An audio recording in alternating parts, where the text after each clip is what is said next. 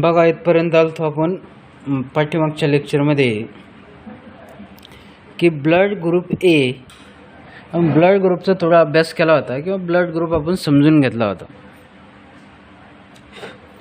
की blood group A individually the with group blood group A have the antigen A on the surface of their red blood cell. म्हणजे blood group A on the surface of RBC and antibody B in there is a plasma, that is a antigen is there is a plasma. Blood group B individually with blood group B have the antigen B on the surface of their RBC and antibodies. There is a on antibodies.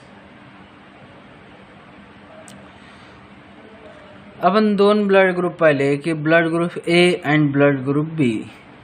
आता दोन्हीमधला जर फरक बघायचा झाला तर ह्या दोन्हीमधला फरक कसा राहणार आहे की blood group A and blood group B. आता ब्लड ग्रुप ए आणि ब्लड ग्रुप बी मध्ये blood group A on the surface of RBC, on the surface of RBC, and there are the surface of there is a surface of RBC. कोणताही blood group RBC सरफेसवर काय करणारे काम करणार आहे.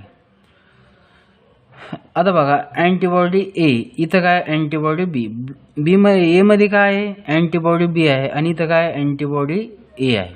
हा याच्यामधला major फरक आहे. आता blood group A B individually with the blood group AB have both antigen A and B on the surface of their RBC, no antibodies. आता ब्लड ग्रुप ए मध्ये अँटीबॉडीज कोणती आहे, बी ए आहे, आपलं सॉरी बी आहे. आणि ब्लड ग्रुप ए मध्ये कोणती अँटीबॉडीज आहे, ए आहे. आणि ब्लड ग्रुप ए बी मध्ये अँटीबॉडीज काय, no antibodies, there is a plasma. Blood group O individually with the blood group O lock both antibody A and B.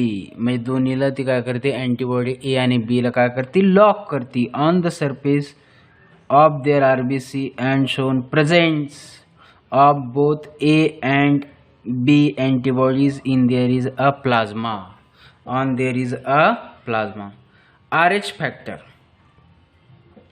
आता RH factor काय आहे, RH is the most complex of the blood group system.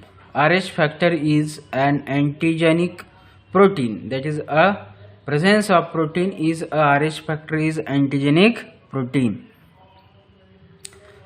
On their surface is a red blood cell in the human being, that is a red blood cell is a human being. It is first discovered by RBC RH, that is Rhesus monkey, so it is called as RH factor. यालाच आपण काय म्हणलो, RH factor सुद्धा म्हणलो. Person having RH factor D antigen is called as RH positive. RH positive whose locking D antigen are called RH negative. That is RH is a negative. RH factor हा सुद्धा एक काय महत्त्वाचं समजून घेणं की दोन गोष्टी याच्यामध्ये आहे की RH factor positive and RH factor that is a negative. That's a role of is a RH factor. बर, समोरचा पॉइंट आहे की which importance point of role is common human disease, मानवाला असणारे common disease. Disease is defined as condition of distribute or dangerous functioning of one or more organ or organ system of the body caused due to infection.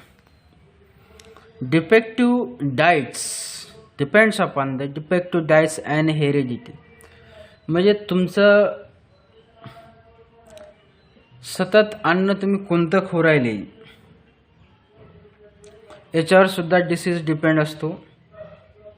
त्याच्यानंतर disease depend राहणं तुमची heredity सुद्धा आहे. ह्या दोन महत्त्वाच्या गोष्टी आहे की डिसीज होणं. All human disease can be broadly categories. जर सर्वाच्या मानवाच्या जर तुम्ही पाहत राहिले तर that is a category of the broad categories. Categories कशी आहे? ब्रॉड कॅटेगरीज आहे. कॅटेगरी काही लहान नाही. इंटू इज ॲट्स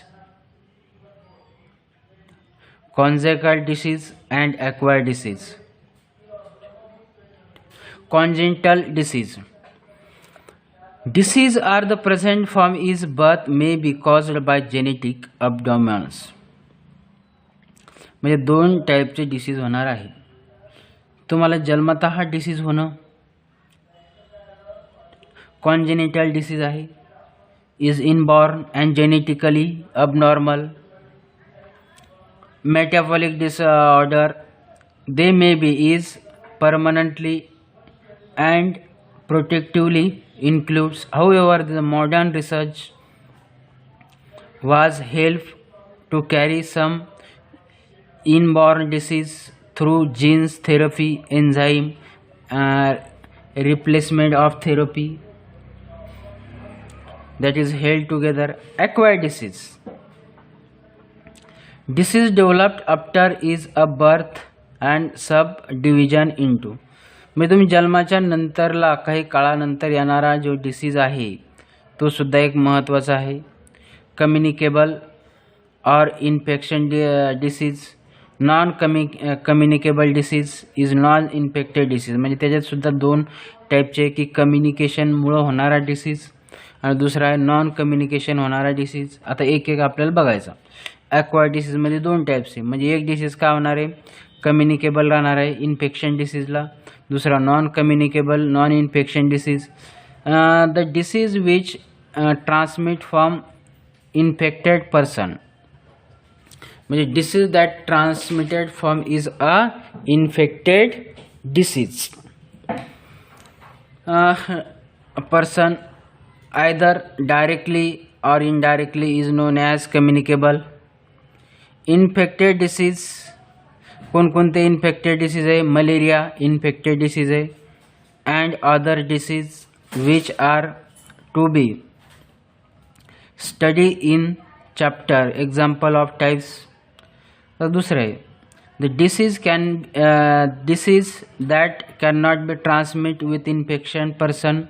म्हणजे आपल्याला जो पर्सन इन्फेक्टेड नाही कशा पद्धतीचे नॉन कम्युनिकेबल डिसीज आहे. आयदर डायरेक्टली और indirectly known as communicable disease. आता अशा पद्धतीचा डिसीज कोणता आहे?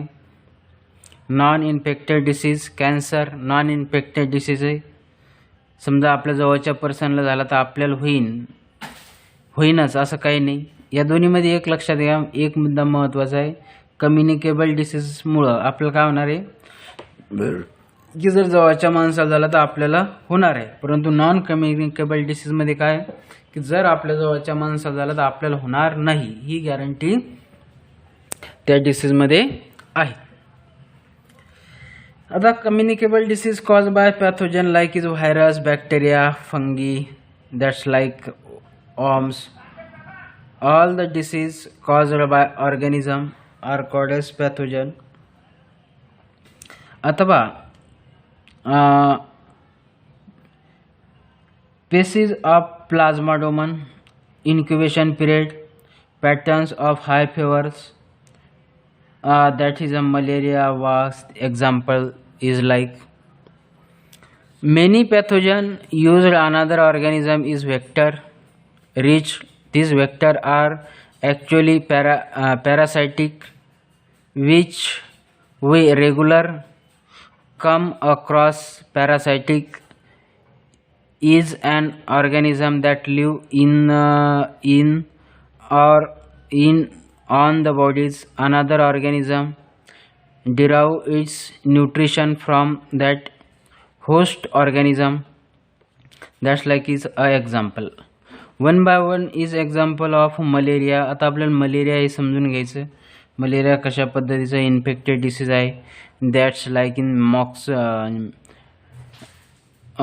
मॉस्किटो म्हणजे मच्छरापासून होणार आहे. That's like in malaria is a life cycle. कशा पद्धतीच्या सरफेसपासून तो लाईफ सायकल बॉडीमध्ये वाढवतो. हे मलेरिया आपल्याला काय समजून घ्यायचं आहे.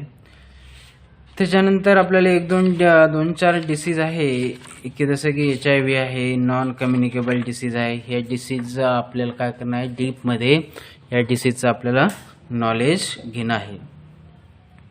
किंवा कोणत्या डिसीजबद्दल आपल्याला काय आहे की काळजी कशी घ्यावी हेही आहे की आपण काळजीसुद्धा काय बऱ्याचशा वेळेस आपण काय घेऊ शकतो. हे रोल आपल्याला काय समजून घेणं आहे की कम्युनिकेबल डिसीज काय, नॉन कम्युनिकेबल डिसीज काय. That's like in to some disease HIV, ये डिसीज इज कॉन्टॅक्ट. हे आपल्याला डिसीज सर्व लक्षात घेणे आपण समोरच्या लेक्चरमध्ये बघू.